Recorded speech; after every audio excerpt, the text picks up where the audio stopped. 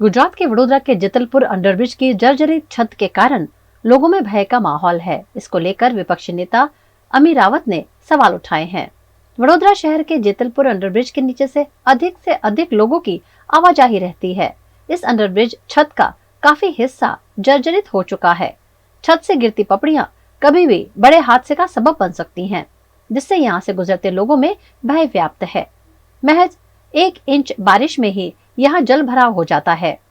VMC की इस ओर लापरवाही को लेकर विपक्षी नेता अमी रावत ने तत्काल रूप से मरम्मत की मांग की है।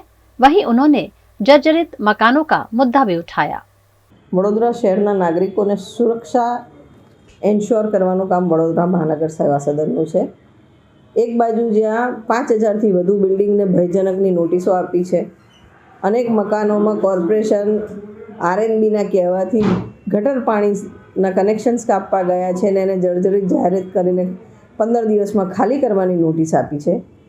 त्यां रेलवेनुं गरनाळुं ज्यांथी रोज लाखों लोग अवर जवर करे, जेतलपुरनुं गरनाळुं एनी हालत खूब गंभीर है, जर्जरित है। त्यांथी पोपड़ा खरे छे, पाणी पड़े छे। नीचे रोड में भी 1 ज इंच वरसाद में अर्धा वाहनना टायर डूबे एटलुं पाणी जमा थई जाय छे। अपार गंदकी, त्यारे कॉर्पोरेशननी नजर नहीं खुलती, त्यारे त्यां रेलवे पासे ए गरनाळुं रिपेर करावा माटे फरज नहीं पाडवामां आवती। त्यां क्यांक वडोदरा शहरना वहीवट जे कॉर्पोरेशननो वहीवट छे नबळुं पड़तुं होय एवुं देखाई रह्युं छे अने रेलवेनी मनमानी देखाई रही है। तात्कालिक धोरणे आ गरनाळुं रिपेर करावुं जोईए।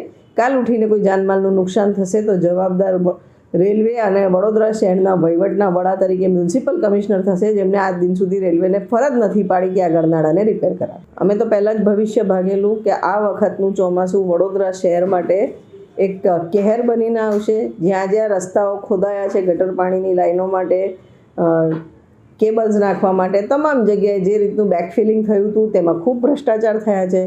टेन्डरमां कॉम्पेक्शननी आइटम होय छे तेम छतां कशे बी कॉम्पेक्शन नहीं थतुं अने अमे कमिश्नरश्रीनुं आप लोकोना मार्फते सभामां बोलीने ध्यान दोर्युं हतुं कि तात्कालिक धोरणे प्रॉपर कॉम्पेक्शन थाय एन्श्योर करो, कारण कि आपणे एना पैसा आपीए छे। तेम छतां उपर फक्त डामरना रोड बनावी देवामां આવ્યા હતા અને પહેલા જ ચોમાસે ઠેર ઠેર જગ્યાએ રોડ તૂટી ગયા છે। આ કોર્પોરેશનનું આર્થિક નુકસાન તો છે જ, સાથે લોકોને હવે જે હાલાકી પડે છે એ હાલાકી બી ભોગવવાની રહી।